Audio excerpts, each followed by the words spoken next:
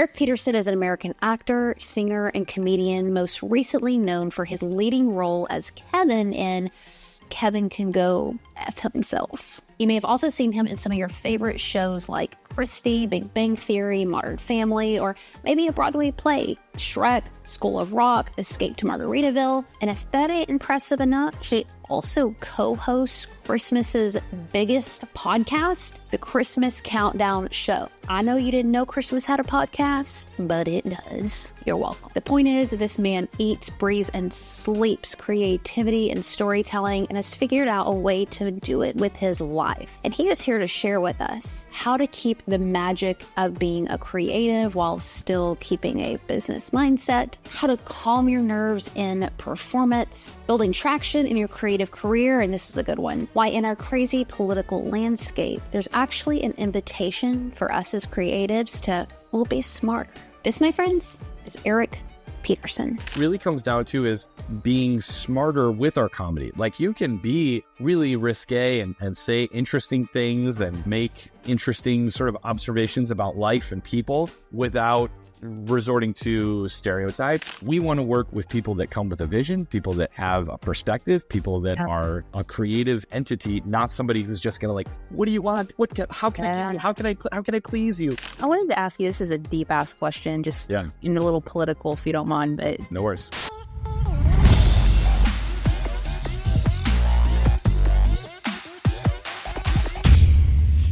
It's a joy to get to have you on today's show. Thanks for joining us. Thanks, Heather. I'm happy to be here. And as I told you right before we hopped on here, I've been a huge fan of your content for a long time as well. I just think I love how you're sort of highlighting, good people that are trying to like be successful and do things that impact the world and do it in a kind, generous, good way for the people around them. Process. Totally. Yeah. I don't, researching folks, you never know if what you read is actually true or not. And I think it was Wikipedia, which, jury's out if that's who can know. Yeah. It's something along the lines of when you were in high school, you like quit sports and kind of went all in on theater. Like you weren't even showing up to practice and stuff. Is that true? And what was it about the creative bug that just captured your heart? There's some truth to that story. So basically how I got into becoming an actor was I grew up in Chicago, in the suburbs of Chicago, and I was always a silly kid. I was definitely the class clown. I was definitely really funny. Part of that was definitely a defense mechanism because I was ask you, I'm like, what's going on with you? Yeah, I mean, I was super short when I was a freshman in high school. I was 5'2" and 95 pounds. So I mean, I was like super skinny and super short.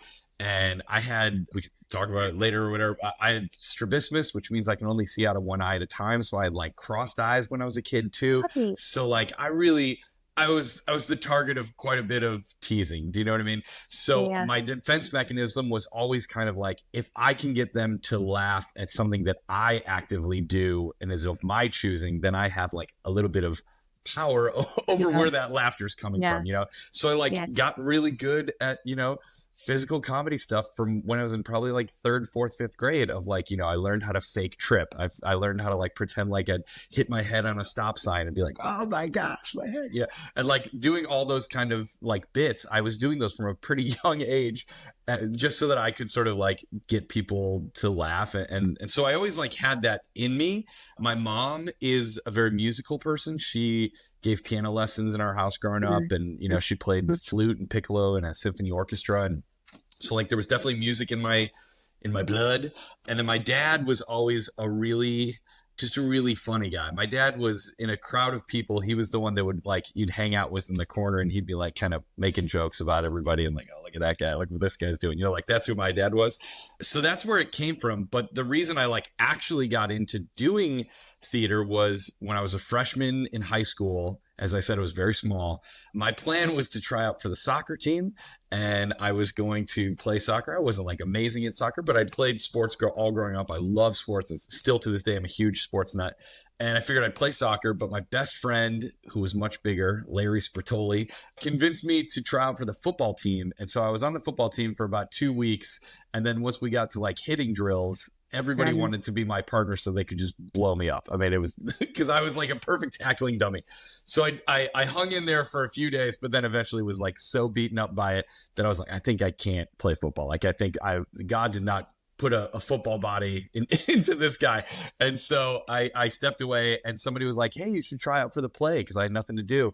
And then little did I know, I tried out for my first play freshman year in high school, and it was The Hobbit.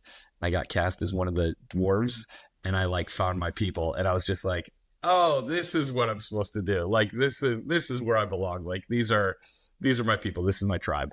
Who are these people? Like, if you had to like kind of summarize and put, just describe your perception of storytellers and creative people, what is it that's kind of different about them that captured you? I would say probably the biggest thing is empathy, and it's whether it's conscious empathy or just even subconscious empathy of just like a general sense. Like, when I've hung out, because I've sort of prided myself in having a lot of different types of friends in my life. I never try to like just hang out with one group of people. And so I've spent plenty of time, I was in a fraternity in college. These were not creative people. These were not, theater people. These are like business majors and engineers and stuff like that. And I feel like when I'm around those types of people, it's very binary. It's like ones and zeros, and just like, okay, well, are we talking about this, or what are we doing, or this is that? And whereas I think that creative people just inherently are right-brained, and it's not the ones and zeros, it's flowers and fields of clouds. You know what I mean? And so I think that what I found in theater people when I first started doing that was just a sense of like, oh, you can like really be yourself and be creative and like tell a funny joke, and maybe it's not funny at all, but you took a swing, and you're not going to be like shut down. Like, that didn't work. That was not funny. So why did you say that? Do you know what I mean? It's just is a more supportive, let's like be honest about ourselves and about the world, and be silly, and that sense of play that just sort of like exists inherently in theater people, I think is sort of what I recognized in myself that I wanted to sort of foster and stay around. And when did it get serious for you, where you're like, damn it, this is going to be my life? Yeah, it's funny. Honestly, I really legitimately did not think like I'm going to be an actor and like make that decision until probably like senior year of high school, which is kind of late. A lot of people talk about like, young. That's young. That's true. I think it depends on where you're at in your own journey. I'm 36 or 38, and I'm still trying to figure out what I'm doing with my life. So you knew that I was in high school, Lord. Yeah, I mean, and I guess the reason that it seems slightly late to me is that so many of my friends that are actors are like, I knew when I was 6 years old and I saw a Broadway show, like that's what I was going to do with my life. I actually wanted to be a cartoonist until I was like a senior in high school. Like, that was my whole dream. And I remember when I told my dad that I was going to change my major in college from art and cartooning to theater, and he was like, what? No. And I was like, Dad, it's not like I was going to be a lawyer and then I decided to be an actor. Like, I was going to be broke and poor no matter what. Like even as a cartoonist, I would have had a really hard life. I think he really liked my drawing. He like really enjoyed my cartoons, and I mean, he obviously now really loves that I'm an actor, but like in the moment, he was just like, no, but you're so good at art and you're so good at drawing. But I was like, yeah, and I do still love it. And shockingly enough, my son, my 9-year-old, just in the last like couple of weeks has started to draw a lot, and he got some like drawing books from the library, and he's like, I really like this. And it's so cool to see like something that was a passion of yours. And I haven't like talked a ton about that with my kids, it's not like a secret. I just haven't brought it up a lot. And to see it sort of coming out in him is pretty cool. That's amazing. I love that I asked what's different about storytellers, and you said empathy, because I would fully agree with that. And I think that's why I'm so drawn to talking to creatives, is there's such a human element to it. There's a little bit more of a less rigidness of like what's accepted, and you're curious and you're willing to explore and ask, well, maybe, and not just shut things down. It's interesting too, because counter to that, or what I guess runs parallels, you have like this love for creativity. And then when you start to make it into your life, there's an industry, and the industry is cutthroat and hard and dehumanizing in a lot of ways. And we were just talking before we hit record about, the quote, successful people and still being kind. And you don't have to pick one or the other. And I'm surprised that that's not a widely accepted notion, but it's really not. It's like if you're serious, Heather, and I've gotten this crap a lot too, because I'm the most uncontroversial person in the world. They're like, well, if you want to make a brand and if you want to stand out, you're going to draw a line in the sand and you're going to ruffle feathers and don't be weak. Don't be. And I'm curious your perception as someone who has had success in this industry, but also to wanting to maintain and foster that empathy and that kindness at first read art.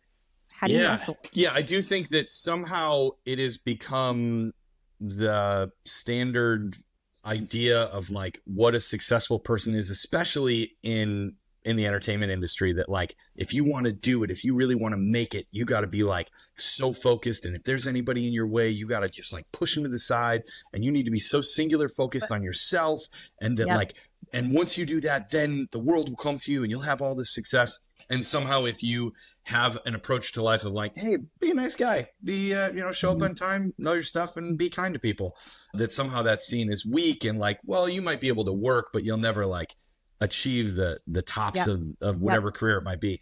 And I just think that that's not true. I just think it's inherently not true.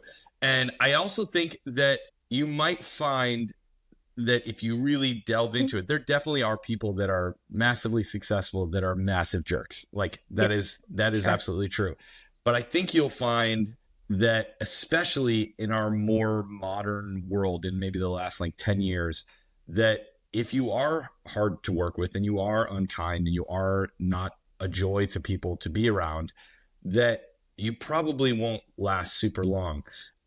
I saw a post just yesterday, actually. So, I've done a lot of Broadway stuff, and there was an actor named Gavin Creel who just passed away like 2 days ago from the Broadway community. He was big deal. I didn't know him personally, but had a ton of mutual friends with him. And somebody posted about how he just passed away a couple days ago. There was an actress named Rebecca Luker who passed away a couple years ago. And then there was an actress named Meryl Maisie who passed away maybe 5-6 years ago.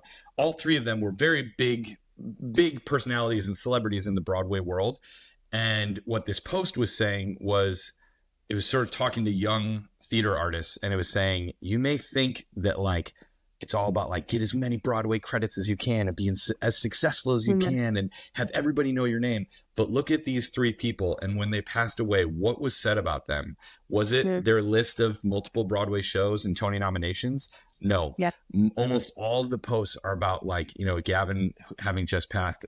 All these posts are about like, he was so full of love, and he felt me. He made me feel seen when I was in a room with him, and he was so empathetic and was just such a kind person, and none of the stories are about their credits. And so it was sort of saying to a younger generation, like, this is the model. Like, hopefully we don't have to realize these things, before it's too late. But if you just like be a really good person, and it's sort of what I just said, like my kind of motto in life is, I don't know if it's a motto, but just like my thinking in life is like, show up on time, be prepared, and don't be a jerk, just be a nice person. And like so much can be accomplished if that's sort of your baseline. What happened after you said, you know what, Dad, I'm not going to draw cartoons. I'm going to go into theater, because you had a lot of success in theater. Correct me if I'm wrong on this, but kind of before going into TV side of the things. Yeah. So basically what my journey was, and I've told this story before, but I went to college and went to a small school in the Midwest called Bradley University, very proud Bradley graduate, a small little liberal arts school in Peoria, Illinois. And I was a theater major there. And my plan, and I had a lot of success there and really learned how to be an actor and felt like I learned my craft in a really deep, honest, true way. And then my plan was to move to Los Angeles and try to do TV. I love sitcoms. I love TV. Yeah, that was kind of always my big dream. And I got a job right out of college at a theater called the Barn Theater in Augusta, Michigan, doing summer stock theater. And I was going to go there for the summer and then move to LA. Like that was my plan. I even had like a job in LA that it was like working for a record company, like in the stock room. But I did like, I was setting up my life in LA. That was the plan that I was going to do. And I met a girl that summer in Michigan, and we started to date, and I thought she was really great. And at the end of the summer, I was like, what are you doing at the end of the summer? And she was like, I'm actually moving to New York. And I was like, that's crazy. I'm moving to New York too. And I totally changed my life, like in a comment, in a conversation. And so then I followed this girl to New York, and now she's my wife, and we have 2 kids, and we've been together for like 20 years. And so it was the right call to make. But that being said, we essentially moved to New York, and I loved theater, obviously. Like that's what my training was in. I don't think I would have like not done theater had I come to LA first, but that wasn't necessarily my plan to go to New York. But then once I was there, I started auditioning and eventually got, some Broadway credits, and those sort of led me out west. And then I started doing TV, and I'm one of the kind of rare, lucky actors in that I've been able to have a lot of success on Broadway and a lot of success in the TV world. And I've moved back and forth many times with my family across the 2 coasts. But yeah, I've been really lucky to be able to kind of do both sides of this crazy coin. This is a generalized statement, but I've kind of heard 2 camps, if I may, of thought when it comes to building traction when you're kind of up and coming and wanting to get something off the ground. Some folks will be like, be good. Spend all of your time studying the craft. Be so good they can't ignore you. Is that Steve Martin? Yep, right? Steve Martin quote, yep. Then sometimes you'll hear people say like, you know what it's about? It is about networking and relationships. And you spend all your time going to every freaking event, shaking every freaking hand. But you only got one all your time, so if you were to kind of pick a camp, what did you find to be true for you? I mean, this may be a cop out, but it's really, I think you got to do half and half. I think you have to be good, right? Like, you have to be good. You have to have the ability for people to trust whatever the employment is with you. You know what I mean? There's a lot of money at stake in anything, even doing a little reading for a friend, right? A friend writes a play and they're like, hey, we're going to do a reading of this. I rented out a church basement and we're going to try to bring some people to come see it. Like, that's a kind of nothing kind of job. But that person who wrote that, they're putting $250 of their own dollars up to rent that church basement. And it's important to them. And so for them to trust you with that opportunity, whatever you want to call it, it means something. So you have to be able to deliver the goods on the day. So I think that is absolutely important. I also think knowing people is important as well, because I've known plenty of, and I've never been the biggest networker. I'm not somebody who, and part of that is I think, I've had a family for a while now. And so I had kids, not young by regular people's standards, but by entertainment people's standards, I had kids relatively young in my 30s, and so I wasn't in a place in my life where I was going to parties and meeting people and doing all that stuff. So it was a little bit more about have the craft, have the ability. But if people don't know you, then they can't hire you. And so, I like to try to put myself in positions. One of the things that I did when I first started as an actor in New York was I worked as a reader for auditions. I learned so much about acting and auditioning from sitting in the room and watching people come in and audition every day. Yeah. And I got quite a few jobs from it. Either it would be that, I met somebody while I was reading and then they hired me later for a project. But I even had a few jobs where I was the reader for a week of auditions. And then at the end of the week, when they couldn't find somebody, they'd look down at the end of the table and be like, Eric, are you available? And I'd be like, yeah, actually. And then, they'd just hire me. So I think that's kind of a combination of the two. It's be really good and also be where they can see you, if that's an answer. What did you learn about kind of human behavior on the performance side of watching so many auditions? I'm really fascinated with what it means to actually, psychologically kind of get over yourself a little bit and be able to be seen fully in front of someone. Before I started taking acting about 4 years ago, I'm super late, and I've done public speaking, so I'm like, yeah, same thing. I got this. I've stood in front of a few hundred people before, talked to them. I was in front of 5 people, and they gave me a script, and I was starting sweating. I'm like, I felt like just it was another level of being seen that I hadn't experienced before because it's just so vulnerable. So watching all those auditions, being in so many different rooms, I'm curious kind of your perception about, from a human behavior perspective, what it really takes to kind of shed some of that self-consciousness. Because even y'all listening, even if you don't want to be an actor or an actress, this is so important to creative process in general, because when we get over our self-consciousness, we're actually able to make something meaningful. Totally. 100%. So the biggest thing is energy, right? Like you can believe whatever you believe about the universe and God and all these things, but it cannot be denied that we carry some sort of energy with us, right? As we walk through the world, and like you feel it. It's that same thing when somebody walks past you on the street, you're like, ooh, I got a weird feeling about that guy. Like there was just some bad energy there, whatever, right? The energy that people walk into a room with tells us so much before they've even opened their mouth to like show us that they're a good actor. I always, whenever I teach classes about auditioning, I always say my reading of this after years of sitting in auditions is that within 7 seconds of walking into the room, you have either lost the job or won the opportunity to be considered for the job. But within 7 seconds, our mind is down one of two paths, right?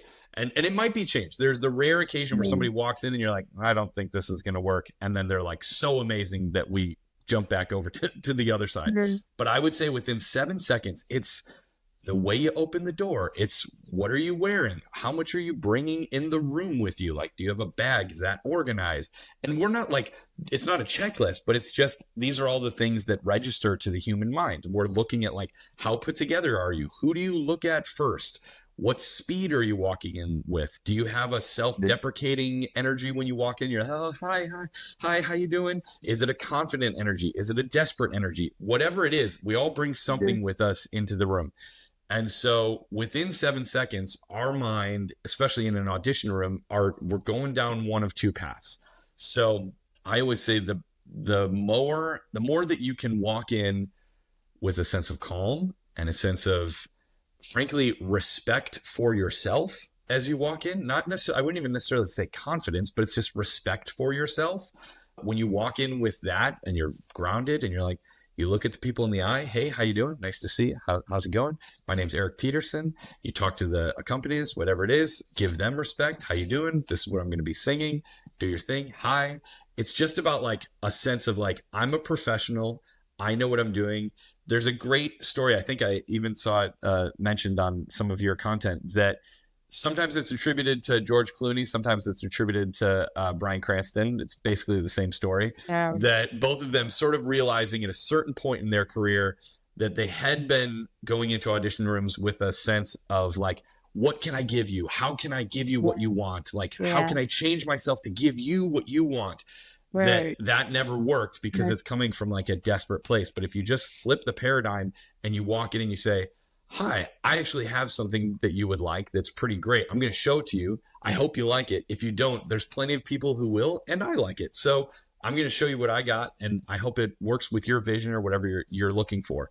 And once they shifted that, then people started hiring them, because we, as people behind the table, we want to work with people that come with a vision, people that have a perspective, people that are a creative entity, not somebody who's just going to like, what do you want? How can I give you? How can I please you? Like nobody, that's not a creative space to be collaborating with, So it's not that you need to come in and be like, I have all the ideas, listen to me. It's not that. There's obviously levels to it, but coming in with like a sense of self and a sense of respect for yourself and a sense of like, hey, I'm actually pretty pleased with what I do. I hope you like it. That just, it reads to us with like, well, I want to work with that energy. And I think that's really the key. I love that. Before I went down the creative rabbit hole, I originally would be a therapist. So I studied that. And then I did ministry for a while. Then I scrapped that. And I went into the creative world. And I see so much spirituality and psychology in the creative space. I think that's why I love it so much, because I hear you getting to that place of like grounded, and this is Heather Parody. This is what I bring to the table. This is what I think, like it or not, that there's something attractive about that. getting to that point though, my friend, like that's wild. It's hard. What a lot of, it's a stereotypical thing. A lot of people who have been kind of rejected or the outcast or whatever go into the arts. You mentioned earlier being made fun of as a kid and all this stuff, and so learning how to own those imperfections and that rest assuredness and self, if I said that right. Yeah. It's a freaking thing, man. I'm curious with you, like, what was your journey learning that? Did you have spiritual practice? I think that you're totally right. What I just said is all true, but it's a lot easier said than done, especially if you're early on in your journey through any sort of creative process of like putting yourself out there. And there is so much rejection in creativity in general, but definitely as actors, we get told no 95% of our careers. And like, that's a pretty wild thing to think about, And so getting to that place of like, I'm confident in who I am and I am an individual and I'm the only me and all of those types of things. I think some of it, frankly, there's nothing you can do. It just takes time. Like it just takes living in the world and having good experiences and having bad experiences and having nothing to do with the industry, but just like living your life and growing up and maturing. Part of that can't be rushed. It's just what it is. There's no fast track to it. I do think that I would say for me, and what I think is a big thing that people can do if they want to try to be on that journey earlier, is to try to find ways and things in your life that have nothing to do with your industry and like your job. And especially as actors, because if you only have, I'm an actor and that's my whole identity and that's what I do, and it's all I think about day and night, then you live and die by that. And then if things are going well, you feel good about yourself. If things are not going well, you feel bad about yourself, as opposed to it being a job. And so I do think that once, especially for me, once I started like having a family and having a wife and having kids, especially, like I always talk about my kids being sort of like an amazing baseline for me, because when I'm doing well and I'm on a TV show and I'm on billboards and I'm like living high on the hog and like, man, look at me, aren't I successful? Like I had a TV show on the air where I was on buses and stuff like that, but my kids were really young and they still puked all over me and woke me up in the middle of the night for water. And like, there was no sense of like, daddy's a TV star. Like there was none of that because they don't care. And then on the flip side of that, when my career's been in a downturn and I don't have anything going on, and I'm like, oh my God, I haven't worked in 6 months. Am I even an actor anymore? Do people even know who I am? And you have all those thoughts. My kids think I'm the funniest guy in the world. And so they're the baseline, and I can go up and down around it. But I think finding things, and it doesn't have to be kids, it's whatever fills your cup, you like woodworking or you like Frisbee golf or whatever it is, or a great group of friends, something that makes you feel good about yourself and makes you feel alive and makes you laugh and makes you just like feel a true sense of easy joy, not like exuberant joy, but just easy joy.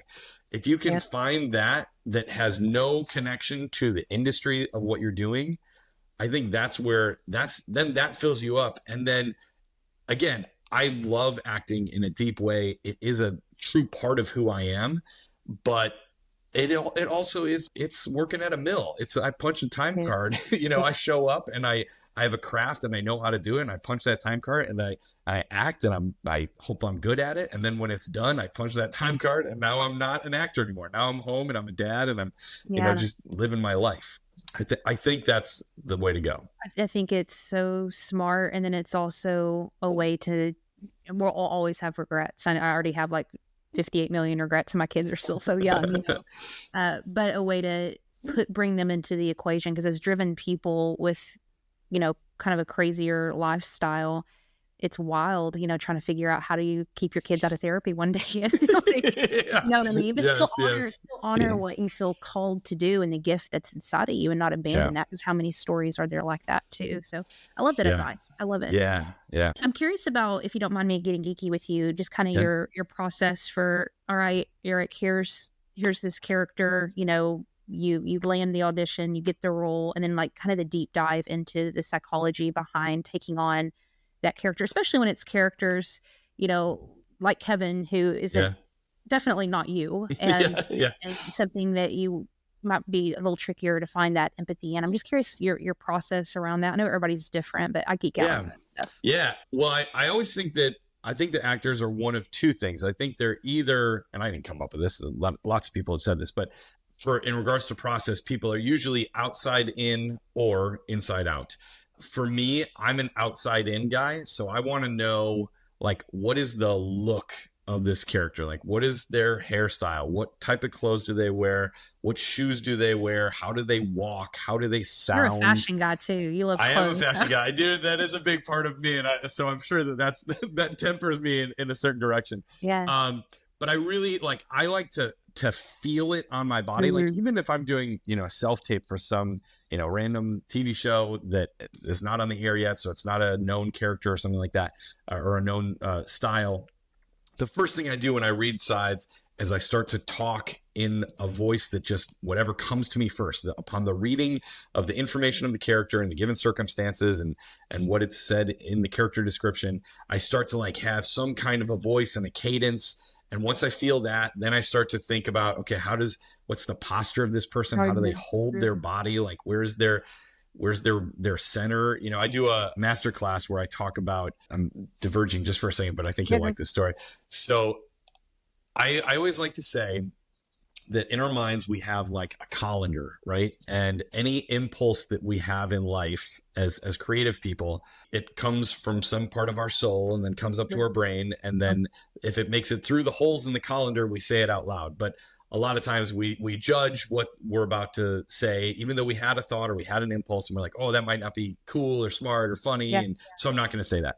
And so I talk about when you're in a rehearsal space or an improvisational space or anything like that, try to make the holes in the colander of your brain as enormous as you can so that any impulse that you have has no self-judgment and it just comes out.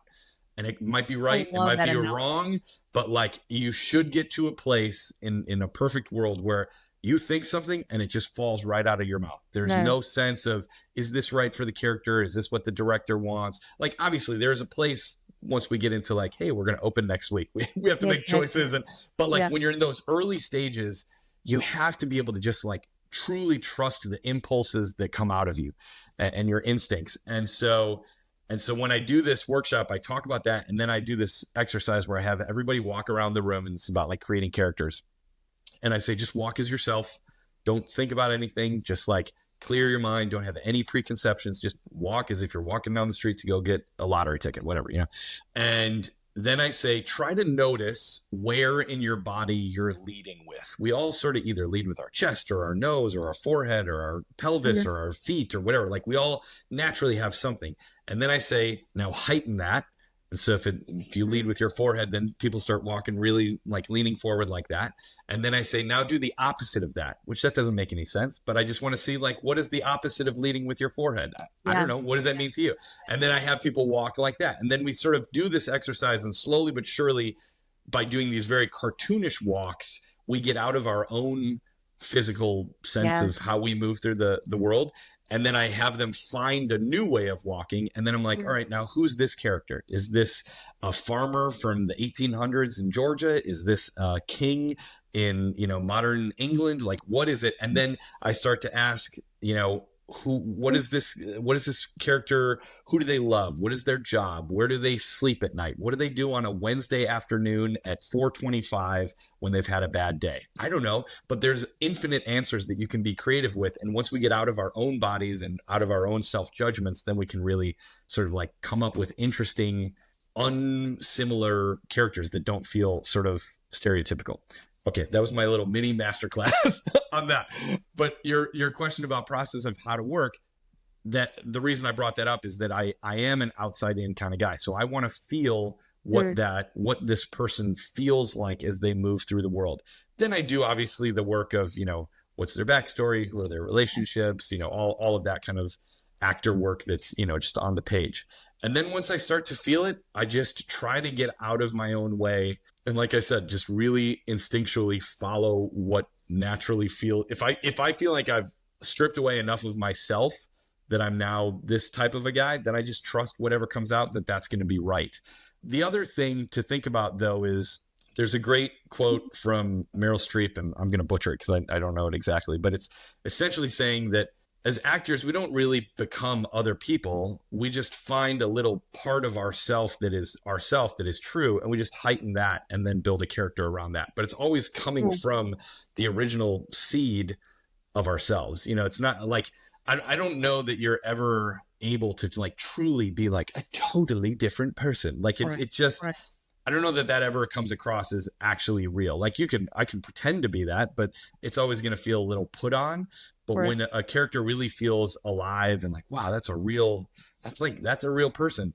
I think it always comes back to some sort of sliver of truth of yourself that then you just kind of build a little bonsai tree around that and make that a whole new kind of character. But it always comes back from the original kind of plant, I guess. Well, let's make this tactical. So what was the sliver of Eric in Kevin? Let's say this before I say that, is if you ever play as actors, if we ever play villains, you cannot judge your character, right? Every character and or person is the main character in their own story. I mean, that's obviously very evident in the role of Kevin. He is definitely the main character in his own story. And so you can't put any judgments. So like playing a character like Kevin, who was just so despicable and terrible and, you know, said all these terrible things, he obviously never thought of himself in that way. I think he thought he was always just like, what I'm doing is great and I'm having a good time and people are on board for the party, you know? And then the way that I found that in myself was a couple of things. One, I really actually do love sitcoms. I'm a huge proponent of sitcoms. I've been a fan for years. I've worked in a lot of multicam sitcoms. That's one of the reasons that I was cast as Kevin, because I had experience in that particular medium. And sitcom acting is somewhat of its own beast. Like it is acting, obviously, but there's a real style to it. And there's a cadence to it, and there's a rhythm to it, and there's a musicality of how things sound to the viewer's ear in American sitcoms. I was very familiar with that. And I love that. So that was a big first thing for me to sort of like, from an outside perspective, like I can do this because I love this. Like I know this inherently. And then as Kevin, I just looked at his joy for life. And while obviously Eric, I know that it was super selfish and it was terrible to his family and to the people around him. In a positive way, he loved life and he loved like having fun and being successful at whatever the thing he was doing was, whether that success was throwing a party or lounging around with his friends. Like he got an idea and then he chased after it and he made it happen. So I'm obviously like, he was a terrible guy, but in his mind, what he was doing was positive. And he was like, look at me, I'm actually a really successful guy. Like I think of something, I make a plan, or maybe I don't make a plan. I just sort of let things happen, but it always works out in the end and I have a good time. And so what is there to be, upset about? Yeah. I wanted to ask you, this is a deep ass question, just in a little political, if you don't mind, but no worries. The undertone of what the show's about and kind of challenging what we laugh at and what we dismiss and that's just Uncle Fred, you know what I mean, like kind of like that, whatever. Hey, as a woman, it was really meaningful to have that other side showed, so I'm so glad that you guys made what you made. It was incredible. There's also this other side to it though too, and I know people in the industry, especially comedians, I know you're a comedian, where is the line with what we can laugh at? And a lot of folks, are like, I can't even be funny anymore because everybody gets offended about stuff. It's like this, we swing into these far extreme levels. And I'm just curious, like as a creator and also too a father of a young lady, what's your mentality around how to be reverent and mindful and empathetic in what we choose, the stories we choose to tell, while also too pushing the envelope a little bit and saying things, that because there is an element of shocking storytelling and absolutely. I mean, if you break down like what is comedy in its most like mathematical way of looking at it is that 1 + 1 = 3. And the reason that's the formula is that we expect the answer to be 2. And the fact that 1 + 1 equals, surprise, that is what a joke is. A joke is I say this, you expect me to say this, but instead I say this, right? It's like that's what comedy is. And so we have to be able to surprise people with what our answers are going to be. And I do think that, we as a society probably have all got a little too easily offended, and we have to be able to learn how to poke fun at ourselves. I think where it really comes down to is being smarter with our comedy. Like, you can be really risque and say interesting things and make interesting sort of observations about life and people without resorting to stereotypes, without resorting to, once we start, I think it's fine to make fun of a person, but once you start making fun of an entire group because of what one person did, then that's where it becomes not productive. And like something that we did with Kevin, there was a big thing, and it's interesting, a lot of people have said since seeing Kevin, they're like, I can't even watch sitcoms anymore because now they're all trash. And that makes me a little sad because, again, as I said, I love the American sitcom. Right. And something that I talked about with Valerie Armstrong, our creator, when she first hired me, is that I was like, we're not making a show that's like bashing sitcoms, right? And she's like, no, I also love sitcoms. And I think the idea of our show was to really like take some of the old antiquated ideas and maybe shake those out of the formula. Yeah. But we don't want to like blow up the genre completely because I do think, so one of the reasons that I love the American sitcom is that I love the sense of family that's always been at the core of sitcoms. I love the sense of a safe kind of repeated space that's in sitcoms. There's something about you're laying in bed, it's 11:30, you're like, I just want to watch like one episode of Friends or whatever it might be, just to like, it's comfort, it's easy. Yeah. You kind of like know what to expect, but it also will make you laugh. Like, that's an important feeling for America that I think that we need, and so that I don't think you get from like a CSI or Law and Order or something like that, where like it's always different stuff. The subject matter is dark, and like we need something that's just light and fluffy and easy to watch and just gives us a nice, solid, easy laugh before we go to bed. But the trick is just to be smarter about it, I guess is sort of my answer. I love that answer because it's not an equation of minus. What you're saying, it's a plus. It's let's be more imaginative. Let's be more creative. Let's be smarter. This isn't taking away. It's challenging us to be better. Be better. Yep. 100%. At this point in your career, I'm curious how you kind of choose what to create next. I know you've started podcasting a few years ago, been very successful with that, by the way.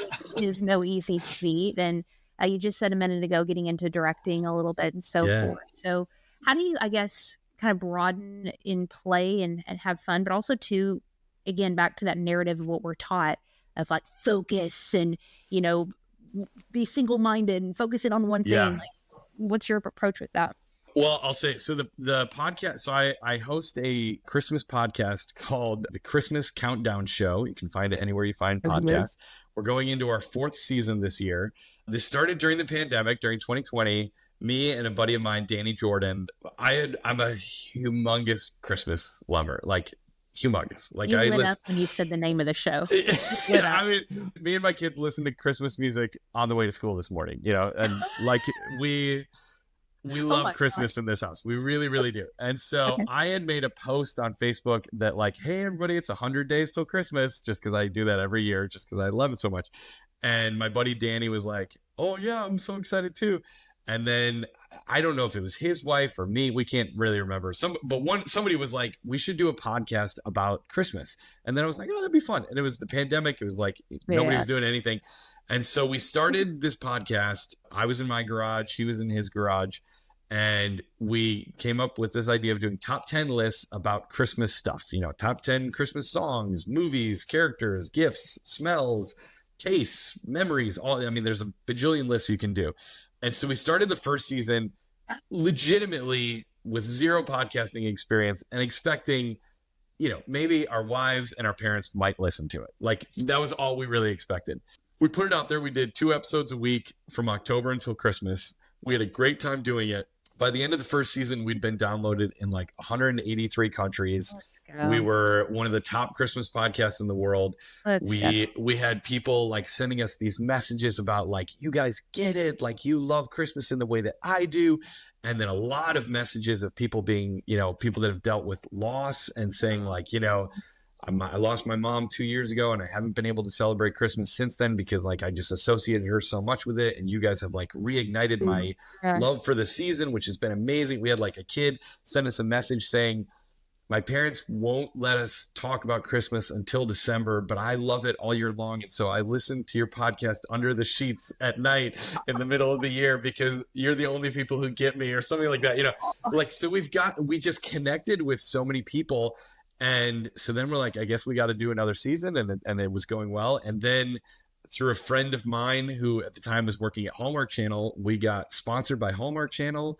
And then we like actually made a little bit of money from it, which was amazing. So we built a set and we started doing, you know, video recording as well. So yeah, we're going into our 4th season this year and it's super exciting. And it's been a really, really fun journey because there's kind of zero pressure to it. You know, it's all sort of gravy. If we make any money from it, if people, you know, if anything comes of it, it's all gravy. And we really have looked at it with a sense of like, now we're trying to serve this community of people that have sort of really resonated with not only the subject of Christmas, but the way that we talk about it. You know, we have it's a very family friendly podcast. You know, we're very precious with the secrets of Christmas, if you know what I mean. And it's been a really very cool thing to do. So the podcasting is a very like sort of, it kind of came out of left field for me, but we've really enjoyed it. And yeah, I'm starting to direct now. I actually just yesterday had final callbacks for directing The Play That Goes Wrong at La Mirada Theater in January, which is really great. In regards to how I choose what to do next, I look for opportunities that are going to challenge me, that are going to let me work with people that I like or that seem interesting to me. I like to do things. I like to do, you know, I obviously don't do everything in a family friendly zone. You know, Kevin was not necessarily family friendly, but I do like working in kind of like a family friendly area, just because I like being able to share it with my kids. You know, like I like being able to show my kids what I'm doing and what I'm working on. And so I don't know. I think I look for things that are, like I said, challenging, working with good people, and allow me to be living my life still and like home for dinner and, you know, be able to pick up my kids from school and that kind of stuff, you know?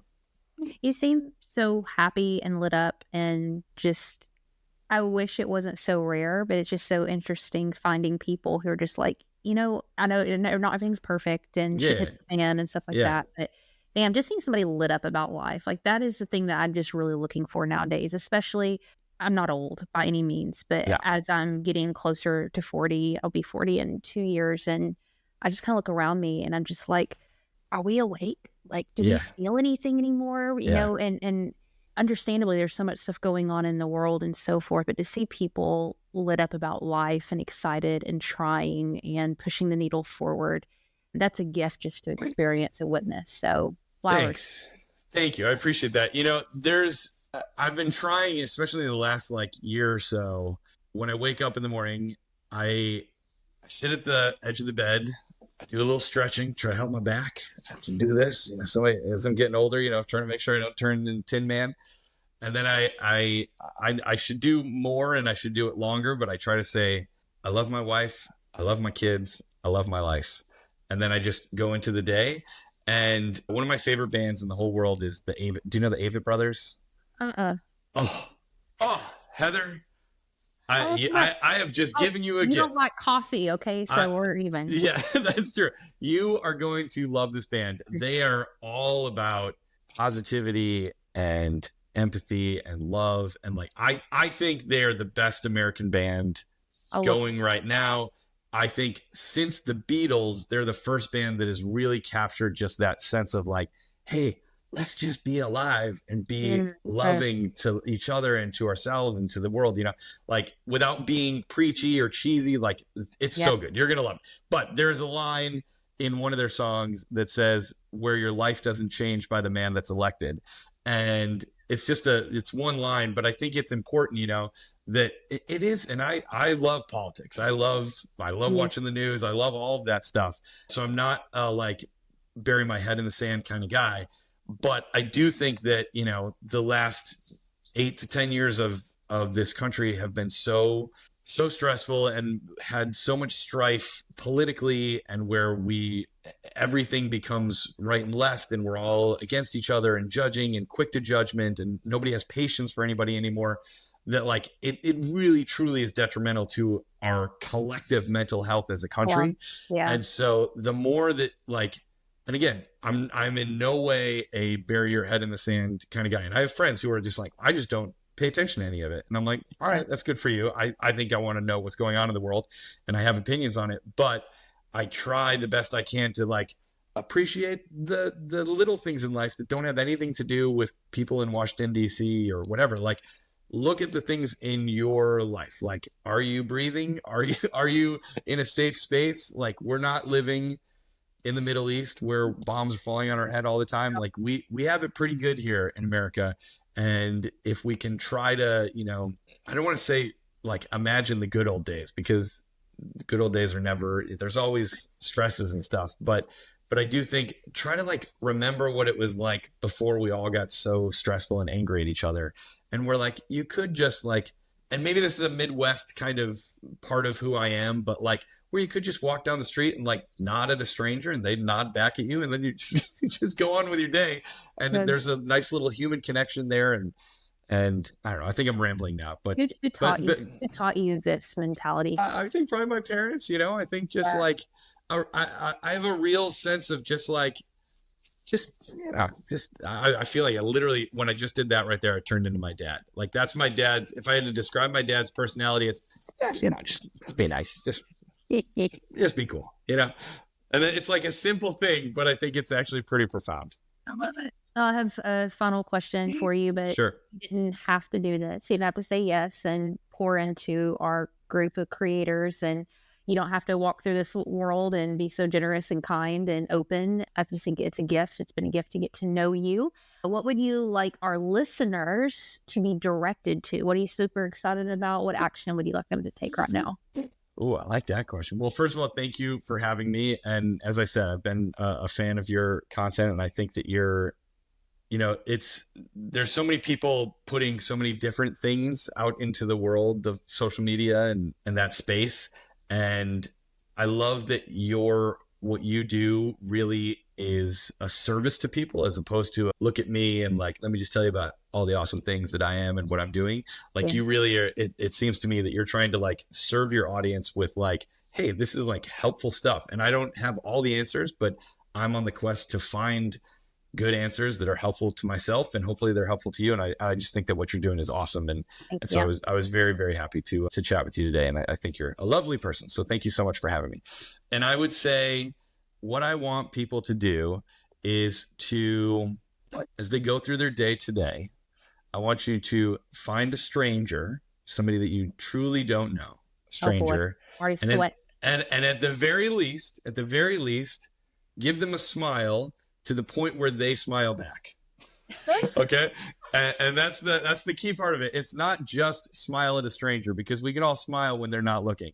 But like, my challenge to your listeners is like, you'd be amazed at how, I think there was an old commercial that literally it was one of those like pass it on commercials about like kindness, pass it on. It was like one of those PSAs. And I think if I remember correctly, and if I'm making this up, then somebody should make this commercial. I think if I remember correctly, it was like one person in a grocery store smiled at an old lady. Just, they were both grabbing for oranges or something, right? She smiled at her. That lady was sort of like, oh, that was nice. And then that lady, they showed that lady later on, somebody dropped something out of their grocery cart. And so that lady handed it back to the next person. They were like, oh, that was really nice. That person then held the door for a guy that was walking out of the grocery store. Then that guy saw somebody who almost stepped into traffic, and he kind of like stopped them. And it was just showing how like one simple act of kindness and just like connection with our fellow humans can really have such a ripple effect. So I would say that's my big challenge to people, is like, try to find a stranger and just like start the ripple of kindness and joy to the world. And You may never see that ripple come back to you in, the same ripple, but I promise you, if you try to do that more in your life, you will see those ripples of kindness and joy kind of wash over you in your life, I think. I'm trying so hard not to bust out laughing because I tried doing something like that the other day, but I failed. Eric, How did you fail? I did it the wrong way. Okay, tell me. So there's a lady in our neighborhood and she always sits outside in her lawn chair, and I'm a runner. So I'll run past her and I'll always like smile and do a wave like this. And she never smiles and she never waves me. And I know she sees me. Right. Okay. So the other day I'm running and I'm like, I am going to make this woman acknowledge me. Yeah. So I ran by and I said, hi. She looks up, doesn't say anything, looks back down. So the next circle I make, I run a lot. I'm running a lot slower. I'm like, hi. She doesn't say anything. And then I kind of lean forward. I'm like, hi. And then I start getting mad. Then I'm hi. Did she ever respond? No. And afterwards, I'm like, Heather, that was so rude of you. Like, I can't believe you just kept saying hi to her because now you're getting frustrated. Aggressive kindness. Yeah. I need to work on myself, Eric. I think you do not quit. You are only halfway through the journey with this woman. You were going to make that. You were going to, hey, I just want to see if you noticed me the other day, and I wanted to say that I hope you have a great day. See you later. And then off you run. All right. Very last question for you, Eric. Yes. I always ask folks, what is something that they are deeply questioning in their life right now? And the reason I ask this is it's easy to look at Eric Peterson, well, it must be nice for him. He's cool and got a lot of stuff going on. Went to Scotland for a month. He's living his best life, and not understand that everybody has questions and doubts, and it can be serious. It can be silly, but what's something you're questioning right now in life and you really don't have the answer to? Man, that is a great question. And you're totally right. Like, I do think I'm at I'm 43 years old. So I'm at a weird place in my life where I'm truly now starting to not feel like I'm 27.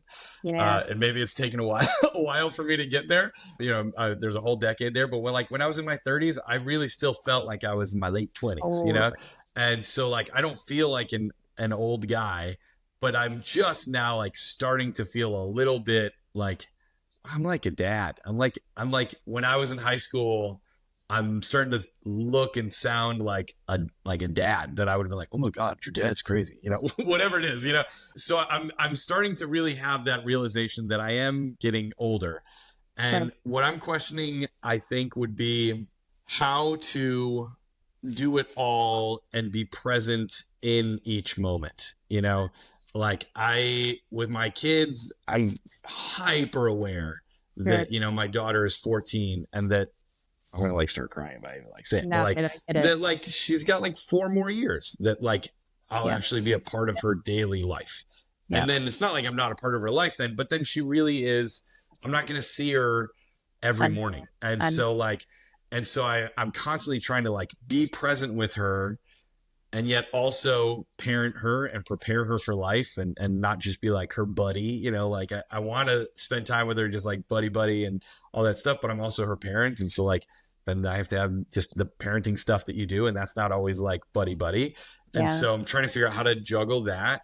I feel like I'm constantly, there's a great poem that somebody wrote, and I wish I knew who it was, but there's a clip of Michael Bublé reading the poem, and it's talking about Christmas, but it says how as parents, eventually all we will be is the memories in our kids' heads, right? And so it's talking about how like try to make Christmas as joyful and memorable for your family as you can, because eventually whatever traditions you set up or the way that your house smells or feels or whatever, like that's what your kids, when they're adults, will try to tell their kids, oh, when I was a kid, Christmas felt like this, and so you're creating those memories right now for what your kids will be reminiscing and become nostalgic about 20 years from now. And so like, that's heavy. And it's also a lot of pressure. Yeah, I'm not thinking life right now. But it's true, you know what I mean? And so I feel like I'm constantly questioning that of how can I be the most present for myself and for my family, and also like do the things that you have to do to like raise good kids. And, because I don't think that it's just about like, let's just all like sit around and just like have ice cream for breakfast every day. Like you have to raise them, but you also have to try to create good memories for them so that when they raise their kids, the way that they think that it should be done, hopefully, is the way that they were raised, you know? Yeah, so I think that's the big thing that I'm questioning is how to do everything and be present in each moment as I'm doing it is what I'm trying to be better at. So real. The fact you're even asking those questions is like a huge sign. You and your wife are doing a hell of a job. Thank you, Eric, for this. This was so amazing. Loved it. Thanks, Heather. You're a real gem. You're a treat.